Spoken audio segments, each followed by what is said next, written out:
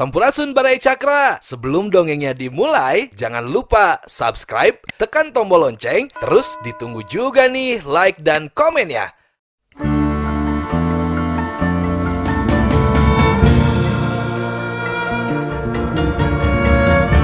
Baraya Cakra, parantos waktosna 80,5 FM Radio Cakra, midangkeun dongeng Sunda Dora-Dori.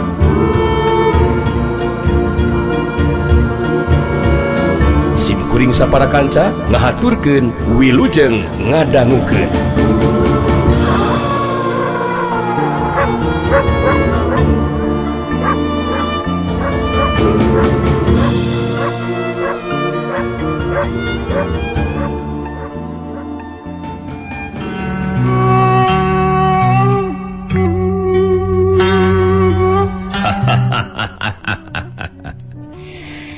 Ingatkeun kejadian dina poe ieu sing jadi contoh sarta dicatat dina ingatan sakabeh warga.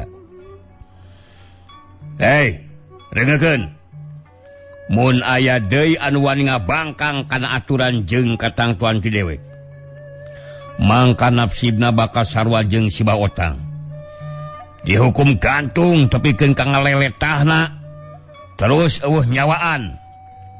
Sakabeh warga kudu ngarti nyawa eueuh jualan. Jadi ulah rek coba-coba aya deui anu wani ngabangkang mun teu hayang dibinasa. Hasok bonang. Algojo hukum gantung. Geura laksanakeun tugas si dewek. Hukum gantung si baotang. Algojo anu ngaran si baotang, si bondang. Pangawakan jangkung gede si Mardada. Harita muruka tempat ke hukum gantung anu pernahna aya digigireun panggung. Bah Otang anu rek dihukum gantung dihapit kedua orang anak buahna Anggara dibawa ke tempat panggantungan. Harita Bah Otang dititah naik kana luhur bangku, sedengkeun si bondang nangtung digireun Bah Otang betus nyarita. Bukan si lain geus ngabangkang kaden Anggara pupuy lemur. Jadi si lain kudu narima kana kanyata nu bakal karanapan ku si lain dina waktu ayeuna. Ayeuna geus eueuh kasempatan keur si lain minta ampun baotang. Anak jeung pamajikan wayahna bakal ditinggalkeun pikeun salilana. Ku dewek tambangna bakal disampaikeun kana beuheung.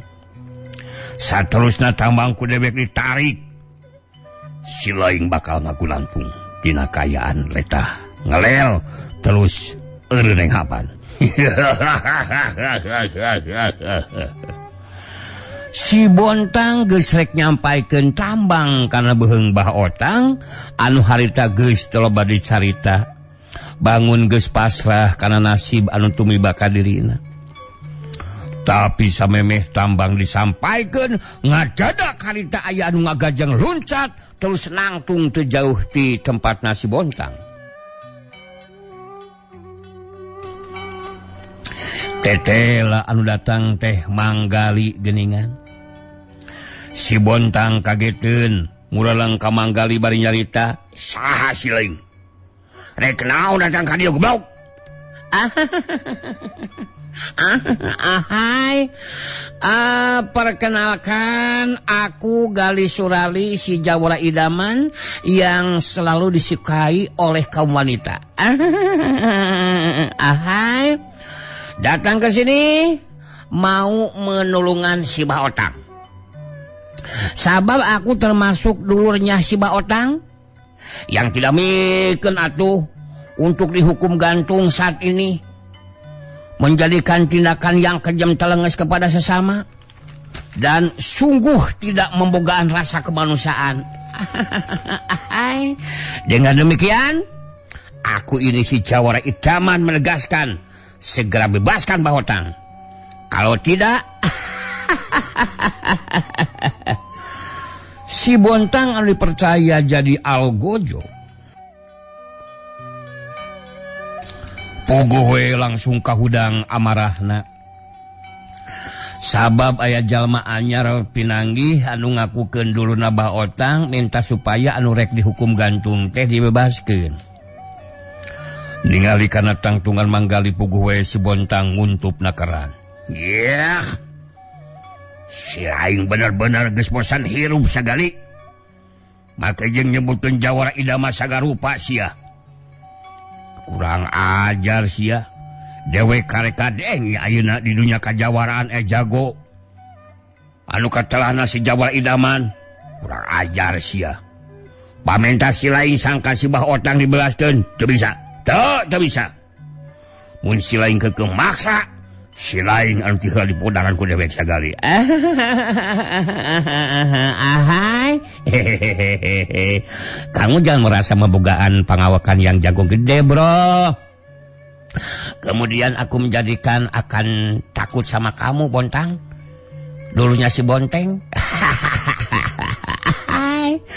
Tidak usah mengancam akan membinasakan aku.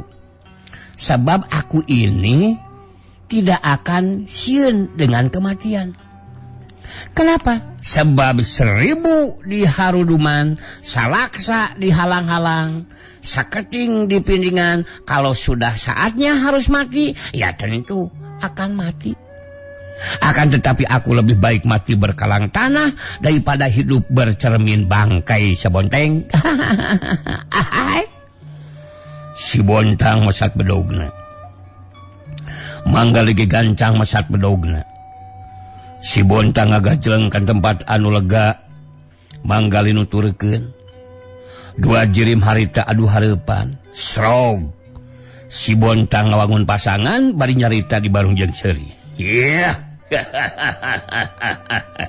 Si lain teu ngukur kana kujur gali sia. Wadi tarung ngalawanan dewek. Si lain kudu ngarti dewek mau dipercaya jadi agojo dulu sia. Lamun teu boga kamampuan ilmu silat anu bisa diandalkeun. Sedengkeun si lain ningalina tangtungan dedegan oge. Eueuh cupat jago si lain magali. Lamun tukang peuyeum bisa si lain mah ya. Jangan begindang atuh, bro. Kamu jangan meninggali tangtungan dan dedegan aku, Bontang. Bukan menjadikan suatu jaminan orang seperti kamu akan gampang begitu saja ngarubuhkan aku, si jawara idaman yang disukai sampai sekarang di dulu, yang disukai oleh kaum wanita.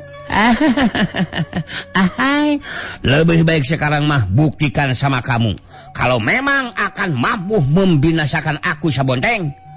Gadah kurang ajar sia. Sapa sia tabeheung teh sia gali surali.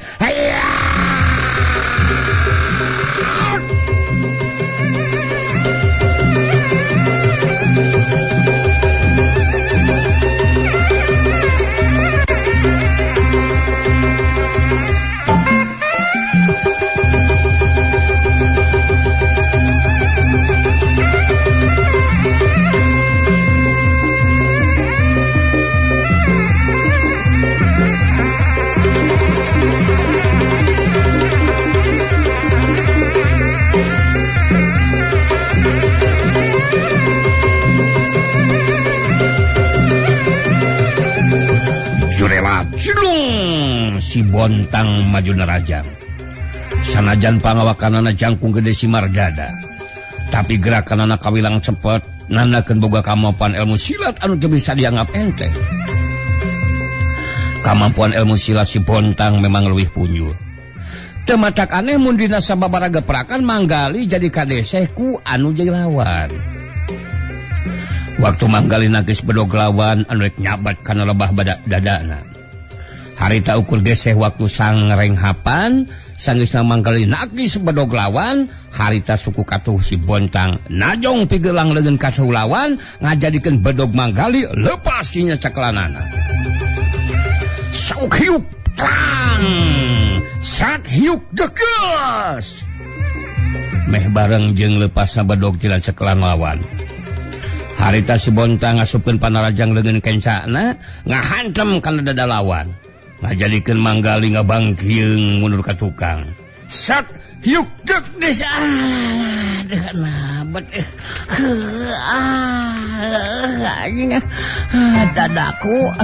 dadaku kebenangan tuh. Aduh, manggali ngagro kaget. Barinahan ka nyari terus ngabangkeung ka tukang. Si Bontang ngagentak luncat bari nyarita. Sapa sia beheung si lain gali.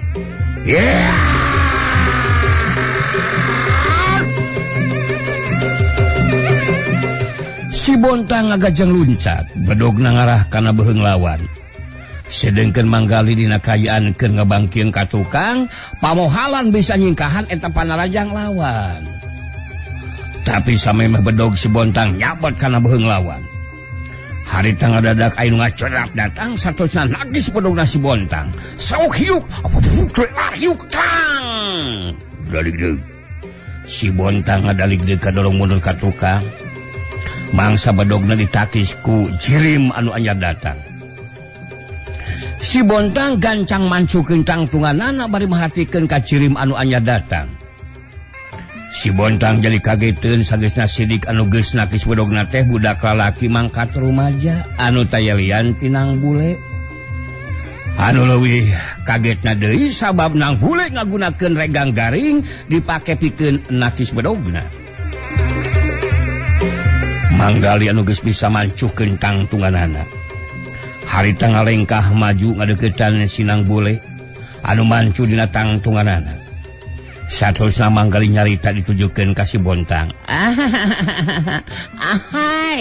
Hei, Sabonteng, kamu jangan menjadikan bingung dan kaget sia. Kalau kamu mau tahu, ini yang barusan menakis bedog kamu teh adalah Nang Bule Putu Sirawing, termasuk saudaraku. Kamu jangan meninggali pedah budak laki.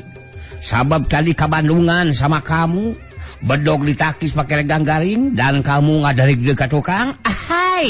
Jadi sekarang mah yang akan melawan kamu teh ini saudaraku Nang Bule. Si Bontang kerung bari ngahulang sakedeung. Kageteun oge ngadengi caritaan manggali anu nyebutkeun Nang Bule teh incuna Sirawing. Kitu teh mah da puguh saha anu teu apal atuh ka Sirawing. Anu dina mangsana makalangan di dunia kajawaraan, cacan aya anu mampu mapakan kana acin pangartina Sirawing. Sedengkeun Nang Bule dina karakterna eyang buana putih. Harita sikap jeung caritana tetep tenang. Netep kasih Bontang betus nyarita. Alah punten we yeuh Mang Bontang. Mang punten nya Mang nya. Abdi kapaksa kedah pipilueun kana ieu urusan. Margi abdi teu mikeun ari manggali bade aya anu ngabinasa mah Mang ah. Atuh sikap abdi ge sami henteu satuju upami bah otang dugikeun ka kedah dihukum gantung sagarupi Mang ah. Kedah nama Mang Bontang teh ngemut. Kumaha upami aya wargi atal napi sepuh Mang Bontang ngalaman seperti Abah Otang sok emutkeun. Si Bontang mureleng ka Nang Bule betus nyarita. Ya. Si lain montong make jeung mamata sagarupa si Nang Bule. Keur dewek moal make kudu sentar. Peda si lain incuna Sirawing deuleu. Si lain geus ngabela si Gali, ngandung harti si lain ge hayang modar ku leungeun dewek sia. Janten maksud Mang Bontang mah bade binasa ka abdi oge gitu. Atuh pami kitu mah abdi ge nya kedah ngabela diri, Mang manya abdi kedah cicing nampi begitu saja. Janten sanes bade nyomongkeun diri ieu mah, namung tos sakedahna we abdi teh ngabela diri margi bade ditandasa ku Mang ku salila gitu. Bener si lain kudu bela diri Nang Bule. Buktikeun kemampuan si lain mung heueuh mah incuna Sirawing. Kadah tong babatot saku ajar.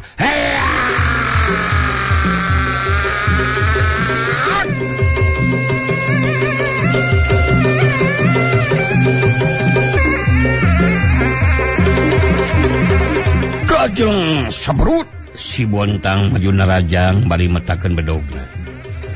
Sabetan bedog ngarah kana beuheung lawan. Tapi Nang Bule ukur ngagilirkeun badanna ka gigir harita panarajang lawan molos teu kena kana sasaran.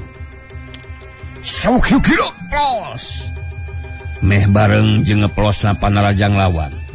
Harita Nang Bule ngagunakeun senjata regang garingna ngarah kana dada lawan. Taperikat harita si Bontang nakis ku bedogna. Barang bedogna bantok jeung senjata regang garing, harita jadi kageteun. Sabab bedogna potong jadi 2 bagian. Sat hiuk sang belato. Meh bareng jeung potongna bedog lawan, harita panarajang dengan kencan Nang Bule ngahantem kana dada lawan. Sat hiuk cebrot. Anjing.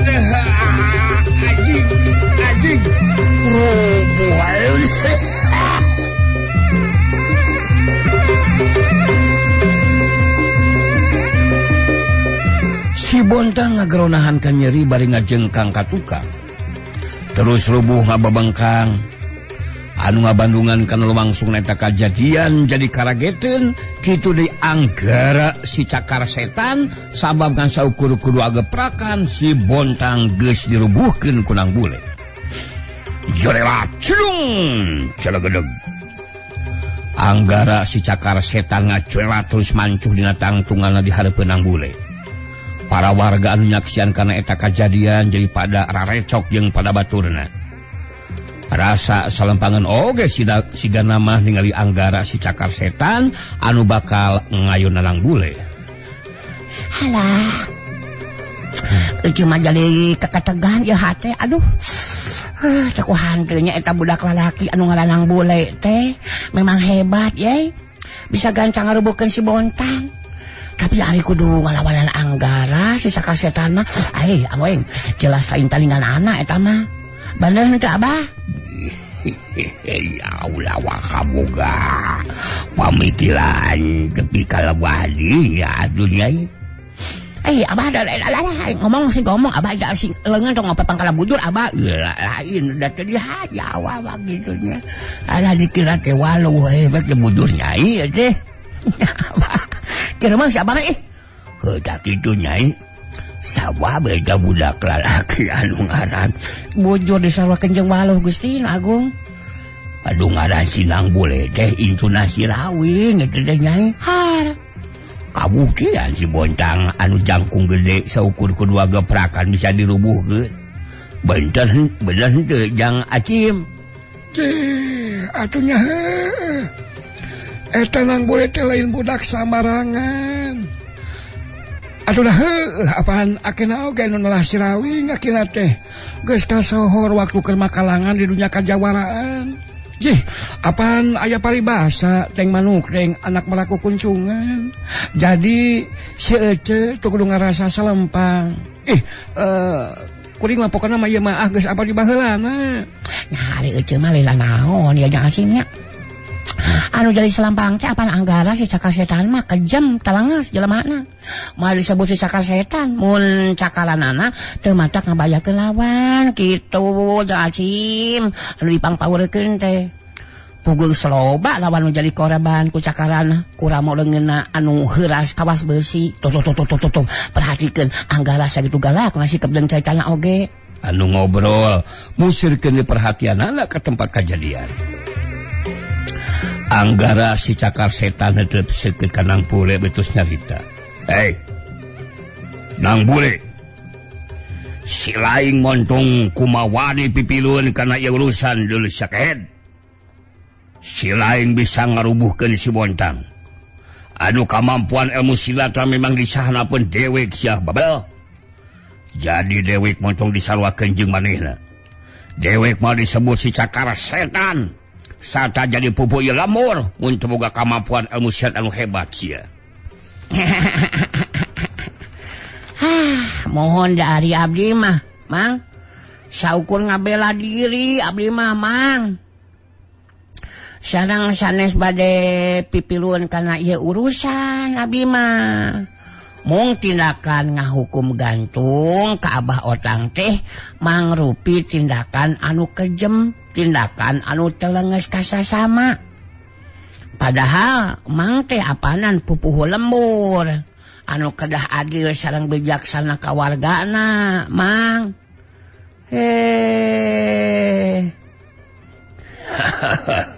Si laing montong kokot begog senang bule. Kedewek teu paduli si laing. Incuna sirawing deuleu. Kangaranan budak kamari sore wani ngalawanan aing. Geus bisa dipastikeun cewek moal mere ampun ka si laing nang bule. Oh, da abdi ge teu hoyong diberi ampun atuh Mang ah. Namun bade ngabela diri we abdi mah Mang. Upami tetap Mang bade ngalakukeun tindakan ka abdi moal abdi kadah cicing we si Mang ah. Ayeuna teh ya. Beungeus montong babatot sia. Si laing montong katuhung mun sakedeung teuing beung si laing bakal rangsak kabelangan ku cakaran aing sia. Tadah sia panajang dewek cakar setan.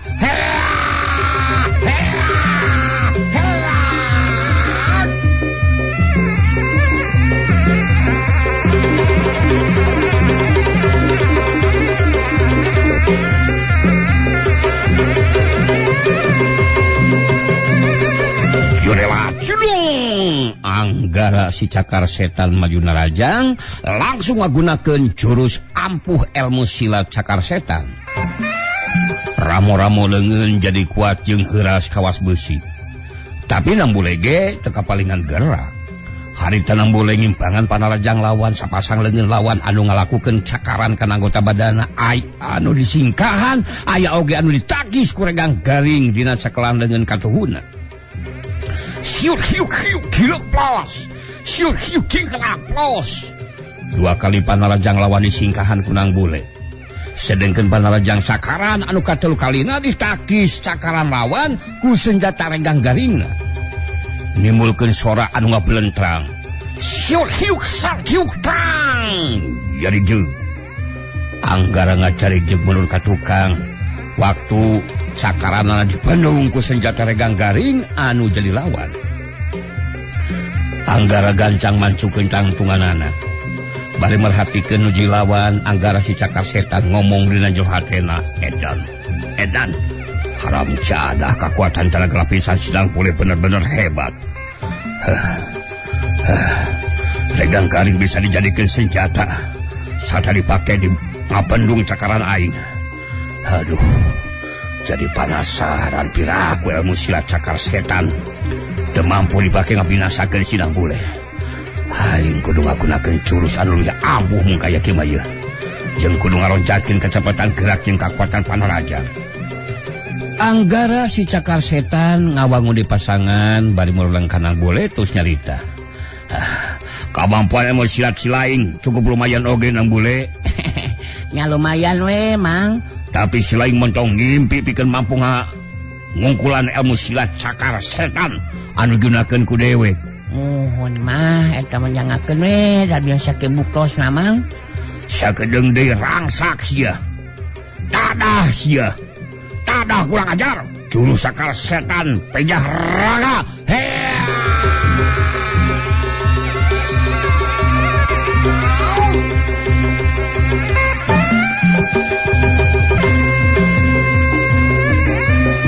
Surewa culung anggara maju di narajang. Kacepatan gerak jeung kakuatan panarajangna leuwih dironjatkeun marengan jurus cakar setan pejah raga. Ningalin di lawan ngaronjatkeun kacepatan gerak jeung kakuatan panarajangna. Harita nang bule ngagunakeun setengah bagian ilmu pangenteng badana, siuk-siuk joelat plos. Nang bule ngajoelat pindah tempat. Anggara gancang nyusi tepus ku panarajang susulan, muruh kalebah lawan anu pindah tempat. Nang boleh tenyingkahan panarajang lawan, tapi ngabandung cakaran lawan ku senjata regang garingna, siuk hiuk terang hiuk kang. Gese waktu sababaraha detik disanggeus ngabandung cakaran sapasang leungeun lawan, harita panarajang leungeun kencan nang bule mubus nyusup di antara celah lolongkrang kosong lawan. Kacepatan gerak panarajang nang bule geus sempat disingkahan jeung dibendung ku anu dilawan. Set hiuk keduk geus.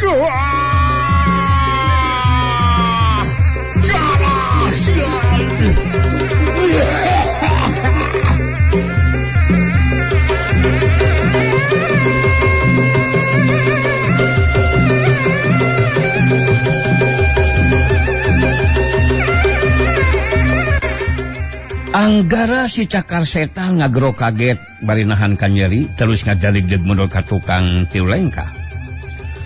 Jalig-deg. Raneg.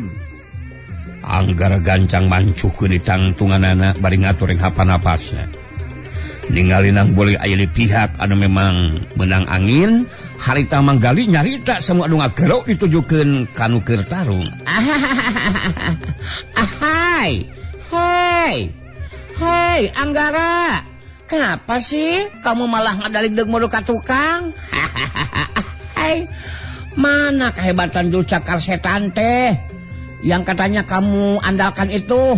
Belum sekali-kali acan gelingan cakaran kamu ada yang kena ke anggota badan lawan. Atau dah kamu mah putus si Rawing dilawan. Ayo jangan kasih kenor nang, jangan kasih kenor. Gaskeun nang. Pokoknya geber bray. Nang, geberkeun nang. Kalau kurang tenaga sama saja mang ya. Hasok sekarang kamu maju lagi Anggara si Cakar belum ketan. Anggara nyelang aret ka tempatna manggali bari mureleng terus musurkeun paneuteup kanang bule bari ngageurna ngomong sorangan. Haram jadah si anjing. Kalakah aing anu kabeunang anu panarajang sinang bule si goblok. Kekelah sinang boleh lain budak samarangan si jangkar kehede kacepatan gerak jeung kakuatan panalajang nak mampu ngibangan curus anu digunakan ku aing. Tapi asa piraku aing kudu ereh jajatin ke budak satempak. Aing jadi penasaran mun kaya kieu mah kudu ngagunakeun curus pamungkas jeung kakuatan tenaga lapisan sapenuhna ieu. Anggara si Cakar Setan jadi ngarti kana kamampuan uji lawan anu teu bisa dianggap enteng. Akhirna manehna nangtukeun sikapna pikeun ngagunakeun jurus pamungkasna. Nang bole maslina karakterna Eyang Buana Putih, sikap jeung caritaanana tetep tenang. Bari merhatikeun anu jai lawan, nang bole terus carita. Punten we mangnya kedah nyadangan ka nyeri dina dadanya mangnya. Mohon hari tarumada memang sakedahna tiasa ngalabetin panarajang kanu jadi lawan mang nya. Cek abdi mah tos we lamang lah tong diteraskeun talungna. Kantun bebaskeun bah otang telas urang sasalaman upami aya liwet urang ngaliung urang ngagonyok ngabagiakeun liwet. Panikmat mang. Kurang ajar sia. Si laing montongnya sampai ka mana karap sadang bule. Dewek caca rumah elek jajatin ku si laing dulu. Kabuktian tepikeun ka ayeuna dewek can mampu dirubuhkeun ku si laing sia. Sagedeung deui ku dewek bakal dirubuhkeun sia, bakal dibuktikeun awak si laing bakal disasaa ku cakaran ilmu dewek sia Cakar Setan bule. Tuh dah si mang mah ari cumarios geda manis sakitu baruleudna kitu sakitu gentlena mohon mangga mangnya eta ilmu cakar belum ketan tesok mohon anjing kamana karap balik aja kamu belum ketan sia hilap naon Cakar Setan janten mang masih kena penasaran gitu mang gegeh bade nelaskeun tarung mang teh nya ari sikep mang seperti kitu mah nya bade ngiringan we abdi mah kumaha saena ceuk mang kakalel abdi ngiring kakalel ceuk mang kedah kaluhur abdi ngiring kaluhur mang. Anggara si Cakar Setan langsung ngawangun pasangan dina jurus pamungkasna Cakar Setan tutumpuran. Sapasang leunang ngageter nandakeun Anggara musirkeun kakuatan tenaga lapisan anu sapinuna kana sapasang leungeunna. Sanggeusna ngarasa yakin kakuatan telaga lapisan geus museur sapinuna kana sapasang leungeunna harita Anggara ngagero bari majuna Rajang. Ayeuna aku dewe bakal dibuktikeun nang bule. Awak maneh bakal disasa aku cakaran sapasang dewek deuleut.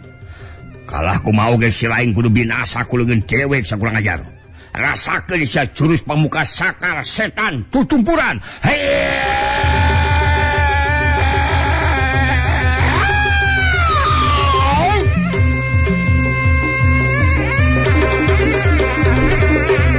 Surewat cilung kalayang. Anggara si cakar setan ngacurewat terus ngalayang Narajang ngagunakeun jurus pamungkasna dibarengan ku kakuatan talaga lapisan sapinuhna. Nang bule ngimbangan anu jilawan harita ngacurewat terus ngalayang mapag Panarajang lawan. Dua jirim pada ngalayang teu napakana lemah, masing-masing pada ngagunakeun kamampuanna pikeun ngasukeun Panarajang ka nu jilawan. Tapi ilmu pangenteng badan nu digunakeun ku Nang bule leuwih punjul tibatan lawan. Ngajadikeun kecepatan gerak Nang bule mampu ngabendung Panarajang cakaran sapasang leungeun lawan anu ngarah kana anggota badan lawan. Cerat kalayang siut-siutang siutrang. Dina kayaan masih pada teu nampakana lemah. Harita sanggeusna ngabandung Panarajang cakaran lawan. Nang boleh ngelakukan Panarajang balasan. Kacepatan gerak Panarajangna geus teu bisa disingkahan lawan. Senjata regang garing ngahantem kana dada lawan. Disusul ku tajongan, suku katuhu kana iga burung, ngajadikeun Anggara si cakar setan ngajengkang melayang ka tukang. Nyirorot turun, seret hiuk, jebret, das. Regang ngahantem dada disusul tajongan kana iga burung lawan. Set hiuk jebret das. Setan, adik, buhai gaduh.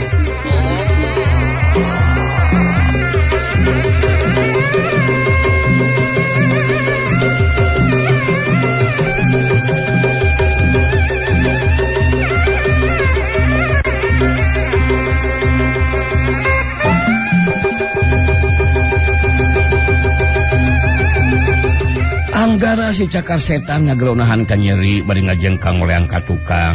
Jengkang koleang gedebut. Anggara si cakar setan rubuh ngabebengkang maring lemah. Dina sela-sela dua juru bibirna harita ngalai getih anu haneut keneh. Anggara teu bisa buru-buru ngoneal hudang. Harita ngagoler bari sumengir ngarasakeun ka nyeri. Kocung manggali datang nyamperkeun ka tempat tubuhna Anggara si cakar setan. Ahai, ya sudah dibejaan kamu mah. Jangan coba-coba bertarung ngelawan Nang bule. Menjadikan kekeh saja we, ieu mah ieu mantangul untuk melanjutkan pertarungan. Ahai, sekarang akibatnya kan jadi begindang. Aku kan sudah mengomong sama kamu. Jangan ngap enteng sama Putu Sirawing. Sekarang kan menjadikan Wibirang jadi pecundang. Bertarung mau menang malah menjadikan ngabebengkang sama dengan pindang. Nah sekarang kalau sudah begindang, aku yang akan ngawakilan Nang bule untuk memerek keputusan kepada kamu Anggara. Bari jeung ngarasakeun ka nyeri. Dibarenganku ngarahu dina jero hatena, harita Anggara si cakar setan maksakeun maneh ngoneal hudang terus cengkat nangtung. Tapi Anggara geus leungit ka wanina. Manehna sadar kamampuan ilmu silat Nang bule memang leuwih punjul. Sedengkeun manggali harita nyelang ngaret heula ka Nang bule betus nyarita. Ahai, kasih kesempatan Mang untuk menentukan nasibna si Anggara. Pupuhu lembur yang mengabdi kepada Ki Warangkas Nang ya. Orang seperti si Anggara ya harus segera diusir dong. Jangan sampai didiamin begitu. Harus segera disingkahkan di kampung sini. Sebab dia pupuh lemur yang akan menjadikan semua warganya sengsara dan juga sauriweuh. Gitu Nang. Menjadikan karunya we kepala warga. Ari Mang mah. Begitu tah Mang. Mun mangga teu langkung Mang we tah Mamang. manggali terus nyarita deui ditujukeun ka Anggara anu harita